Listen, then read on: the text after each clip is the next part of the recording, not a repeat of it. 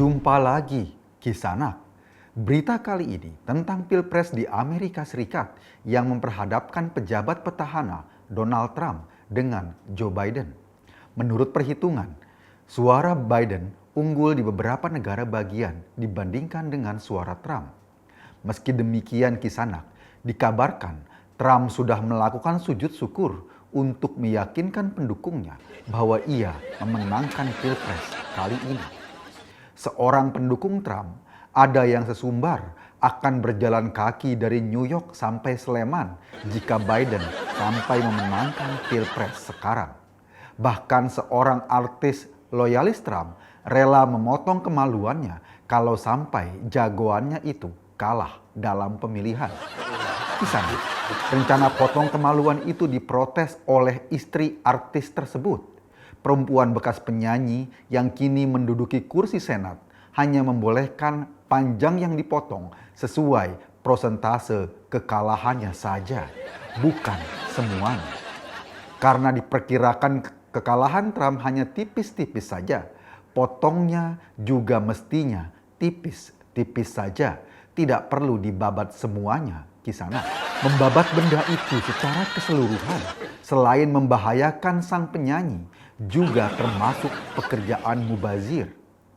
Kisanak yang budiman, melihat perkembangan ini, para pengamat khawatir berita kekalahan Trump akan membuat pendukungnya menggelorakan gerakan 212 untuk melancarkan desakan. Gerakan 212 ini akan menggelar demonstrasi besar di bawah patung Liberty. Mereka datang memenuhi panggilan Big Imam dengan seragam putih-putih, juga memakai sepatu bot putih. Demonstrasi di bawah patung Liberty itu sebelumnya didahului dengan menggelar ibadah berjemaah di sana.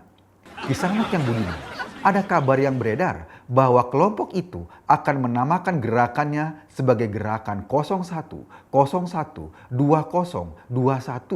karena akan diselenggarakan pada tanggal 01 bulan 01 tahun 2021. Dalam gerakannya nanti, kemungkinan besar mereka akan melibatkan siswa STM 1 Kabupaten Chicago untuk berunjuk rasa di depan kantor KPU guna memprotes perhitungan suara. Agak mengherankan Kisanak jika Trump sampai kalah dalam Pilpres kali ini. Padahal dalam kampanyenya, pendukung Trump sudah mengancam tidak akan mensolatkan jenazah para pendukung Biden, baik pendukung Biden yang sudah meninggal maupun yang masih hidup. Alasan mereka tidak mau mensolatkan karena siapa saja yang memilih Biden berarti secara terang-terangan menantang fatwa Big Imam. Selain itu, Kisanak, alasan mereka tidak mau mensolatkan pemilih Biden karena sebetulnya sebagian besar pemilih di AS beragama Kristen. Jadi ngapain juga kalau disolatkan? Kisanak yang budiman, dalam era kampanye yang keras ini, salah seorang konsultan politik Trump pernah menyarankan agar Trump melakukan operasi plastik. Nanti saat wajahnya bengep-bengep, akan disebar fotonya dan diberikan isu bahwa ia baru saja digebuki oleh pendukung Biden. Cara ini digunakan untuk menarik simpati pemilih bahwa Trump adalah korban kekerasan politik. Sayangnya Kisanak, ide tersebut ditolak oleh Trump. Trump sendiri khawatir jika menerima ide itu, namanya akan berubah menjadi Donald Trumpite. Kisanak yang budiman, dalam debat ketika masa kampanye, terungkap salah satu program kampanye Trump untuk menghalau musibah banjir di AS adalah dengan membuat drainase vertikal. Trump juga pernah berkomentar di depan pendukungnya bahwa sunatullahnya air diresapkan ke tanah, bukan dialirkan ke laut. Di sana, kita tidak tahu bagaimana kelanjutan nasib warga AS setelah pemilu ini. Jika Joe Biden menang, apakah ia akan mengajak Trump untuk berkoalisi dan mengangkatnya menjadi Menteri Pertahanan Amerika Serikat?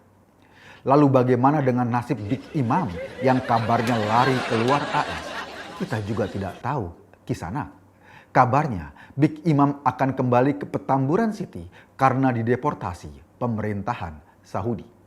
Kisanak, mohon dicatat, informasi yang terakhir tidak ada hubungannya dengan gonjang-ganjing Pilpres di Amerika Serikat. Kisanak yang budiman, masih dari luar negeri, kita ikuti aksi protes terhadap Presiden Perancis Emmanuel Macron. Dalam aksi protes tersebut, banyak diserukan untuk memboikot produk-produk buatan Perancis. Para pemprotes memboikot berbagai produk seperti air mineral, roti, biskuit, snack, dan berbagai es krim. Bukan hanya itu, para demonstran juga menyatakan tidak akan membeli produk fashion seperti Louis Vuitton, Kenzo, Chanel, sampai Christian Dior. Mereka tidak akan membeli produk yang asli, tapi mereka akan tetap membeli produk KW-nya saja, seperti yang selama ini dilakukan. Kisanak, selain memboikot produk, para demonstran juga memboikot pengacara kondang Hotman Paris Hutapea. Oleh para demonstran, Hotman Paris dipaksa mengganti nama menjadi Hotman Istanbul atau Hotman Riyadh.